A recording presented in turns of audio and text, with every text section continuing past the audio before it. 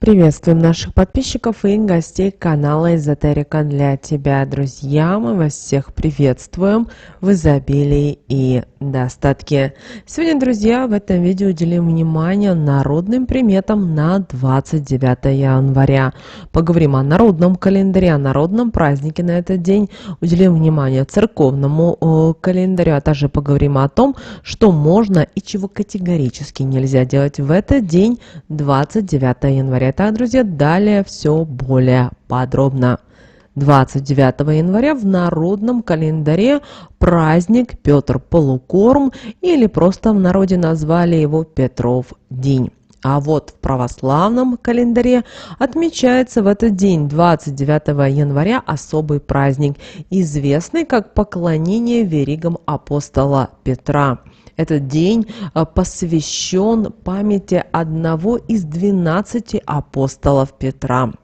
Поклонение веригам апостола Петра – это день, когда все чтят апостола Петра. Как вы знаете, Петр был одним из 12 апостолов и играл ключевую роль в распространении христианства после смерти Иисуса Христа. Сам церковный праздник был посвящен веригам, то есть цепям Петра. В тюрьме ученик Иисуса Христа побывал дважды. В первый раз он был заключен в темницу в Иерусалиме Иродом Агриппой за проповедь. Было это предположительно в 42 году. Но в первую же ночь к нему пришел ангел, и оковы спали с Петра. Невидимым он спокойно вышел из тюрьмы и опомнился уже тогда, когда был в доме у Марии, матери Иоанна, называемого Марком, где многие собрались и молились. Чтобы повторно не попасть в темницу, Петр тут же покинул город. Второй раз Петра заковали в цепи в 64 году в Риме уже по приказу императора Нерона. Случилось это сразу после большого пожара, после которого город сильно выгорел и власть Нерона пошатнулась. В поджогах он обвинил первохристиан, и в темнице одновременно оказались проповедовавшие в Риме апостолы Петр и Павел. Существует неканоническое сказание, по которому Петр пытался уйти из Рима, но на дороге встретил Христа. На вопрос, куда он идет, Иисус сказал, что если Петр бежит из Рима, то он идет в город, чтобы повторно принять распятие. Петр устыдился, повернулся назад и принял мученическую смерть. Сначала его заключили в тюрьму, а затем распяли вниз головой. Так как апостол был снят с креста и погребен вместе с цепями, то христиане с первого века поклонялись тем его веригам, которыми он был скован в Иерусалиме. Еще при жизни апостола от них исходили чудеса, а люди верили, что даже тень Петра исцеляет. Такова была сила Духа Святого, исходившего от него. В церкви в этот день, 29 января, ставили свечи за благополучие подворья и защиту от темных сил из глаза скота другими людьми. Конечно, празднование этого дня в церковном календаре имеет глубокое значение. Оно напоминает верующим о жизни и служении апостола Петра, его вере и преданности делу Христа. Этот день также служит нам напоминанием о том, что каждый христианин призван следовать примеру апостола Петра, жить в соответствии с учениями Христа и распространять его слово. А вот в народном календаре 29 января получили такие названия, как Петр Полукорм или Петров день. Почему же назвали Петр Полукорм? Дело в том, что половина запасов зимнего корма для животных уже была съедена. Поэтому на Руси в этот день крестьяне проверяли, сколько корма у них осталось для домашнего скота. Это и сено, и солома, овес. Если оказывалось, что половина, то есть полукорм, это значило, что весь скот благополучно перезимует, а летом будет хороший приплод. Если кормов оставалось больше половины, то земледельцы знали, урожай следующего года будет богатым. Ну а если кормов оставалось меньше половины, то их следовало экономить и попаститься и скотина, если хозяин корму не припас. Наставительно говорили селяне о таком хозяине. Если же подобное случалось у многих, то считалось, что в этом году будет плохой урожай. Заготовка кормов была делом трудным. На каждую корову крестьянин должен был заготовить не менее 140 пудов сена, и их должно хватить с октября по апрель. В месяц одно животное съедало до 20 пудов сена, а в день до 10 килограммов. Сена не жалели, так как знали, от количества корма зависит удой, качество молока, а значит и собственное питание. Корова, по признанию селян, считалась животным прожорливым. Всего одна корова, да жрать здорово, так они говорили. Но если сена оставалось мало, то корове говорили так: «Привыкай, корова, к ржаной соломе». Такое положение вещей было обыденным. Недаром у нас сохранилось много поговорок, что не голодна корова, коли в стрехе солома. Это означало, что корм у коровы в яслях есть, раз она еще не съела соломенную подстилку. Разумеется, в сытый год, кроме сена, корове давали прикорм. Это была и мука, и подсолнечных жмых. Далее, друзья, конечно же, кто занимался хлебом, выращивал хлеб, то в этот день проверял не только корм для скота, но и количество оставшегося жита. Жито – это, друзья, любой немолотый хлеб в зерне. Его следовало проверить, выгнать мышей, которые обосновались в амбаре. Если жито тоже оставалось больше половины, то считали это к добру. А чтобы нечистый не сглазил и остаток зимы прошел в достатке, в храмах в праздник заказывали молебны Петру, просили его о хорошем будущем урожае. Ну, а хозяйки проверяли съестные запасы, перебирали и удаляли подгнившие овощи. И вот 29 января был не первым днем, когда земледельцы вспоминали о Петре. Думать о нем начинали еще с конца октября, когда отбирали лен для продажи. Если обнаруживали много костры да метлы, то качество льна было невелико, продать его задорого не получалось, да и денег хватало только на хлеб, который заканчивался как раз к Петру полукорму. Во второй половине января приходилось брать котомку и идти по миру. Если же лен был качественный, то селянин радовался и благодарил Петра, поэтому апостолу Петру крестьяне на Руси всегда молились и просили его не допустить голода. Конечно же, Петр считался покровителем скота наравне со священномучеником Власием и Георгием Победоносцем. Поэтому в этот день крестьяне молили Петра, чтобы он позаботился и о животных, и о птице.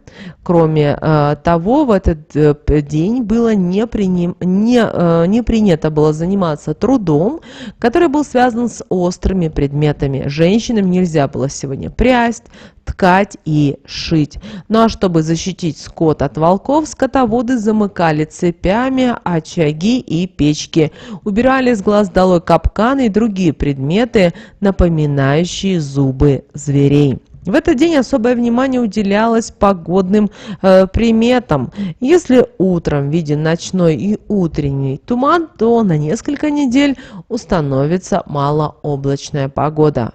Снежная погода в этот день предвещала хорошее многотравие и сенокос, а также удачную рыбалку летом. Если дует сильный северный ветер, значит весной будет очень знойная погода. Мороз на день Петра Полукорма говорил нам о том, что лето будет жарким. Если в этот день услышать сильно гудящий самовар, то это знак того, что морозы только еще усилятся. Рожденные 29 января четко следуют своим идеалам и идеям. Глубокая вера в свои силы заставляет их упорно двигаться вперед, несмотря ни на какие преграды. Там, где другие сдадутся, такой человек будет продолжать биться и обязательно достигнет своего.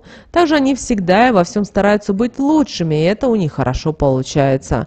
Люди, рожденные 29 января, как правило, умные, деятельные, творческие, с волевым характером и харизматическим складом личности. А вот сны в ночь с 28 на 29 января могут косвенно указывать на ваши слабые и сильные стороны или показать ваши потенциальные возможности. Такие сны не всегда можно назвать вещами, но они могут отразить ваши внутренние тревоги, желания и страхи. Если в эту ночь вам приснился дурной сон, то прежде чем опустить ноги с кровати, скажите: куда ночь, туда и сон. Если во сне вы видите себя таким же, какой вы есть в реальной жизни, значит, ваш внутренний мир находится в гармонии. Это говорит о том, что ваше представление о себе соответствует реальности. Такой сон является позитивным сигналом, указывающим на вашу уверенность в себе и зрелость личности. Что же можно было делать 29 января по народным приметам? Согласно народной примете, сегодня нужно было проверять, сколько осталось до весны корма для домашних животных. В день Петра Полукорма было принято молиться апостолу Петру с просьбой дать отличный сбор зерна летом. Также брали икону с изображением апостола Петра и обходили с ней вокруг коровника и птичников, трижды осеняя крестным знамением двери и окна. Потом икону нужно было оставить в хлеву до следующего дня. Считалось, что после такого ритуала скотина не будет болеть, и никто на нее не сможет порчу навести. Да и хищники не посмеют ее задрать. Девушкам и женщинам, которые собирались выйти из дома, сначала нужно было обязательно подмести полы. Считалось, что чем больше ссора они соберут, тем больше будет у них счастья. Если в этот день наступает благоприятное время для принятия важных и ответственных решений. Что же нельзя было делать 29 января по народным приметам? Вы знаете, сегодня нельзя было говорить кому-либо о том, сколько корма осталось у животных, иначе и то, что есть, может пропасть. Либо сгорит во время пожара, либо украдут, или еще какая-либо беда приключится. Нельзя было 29 января и оставлять пустым погреб и холодильник. В противном случае остаток зимы проведете в голоде. Поэтому хозяйка в этот день, 29 января, должна была сходить в магазин и пополнить запасы круп, муки и других продуктов, без которых не приготовить сытный обед. Ни в коем случае нельзя, чтобы в Петров день были грязными полки кладовой, холодильника и других мест хранения продовольствия. По народным поверьям, домовой может разозлиться и раздать все припасенное нечистой силе. Нельзя было и допускать, чтобы в холодильнике были только овощи и фрукты. Должны быть припасены и мясные продукты, и рыба, и яйца. Тогда считается, что год будет удачным и в семье будет хороший достаток. Запрещено было выходить сегодня из дома девушкам, пока они в доме не подметут. Чем больше мусора будет наметено, тем больше счастья в семью прибудет. Нельзя в день Петра Полукорма выкидывать в мусор найденное зерно или крупу. Находку надо было поднять, загадать желание и молча, чтобы она с языка не сорвалась и не улетела измельчить. После кинуть через левое плечо во двор.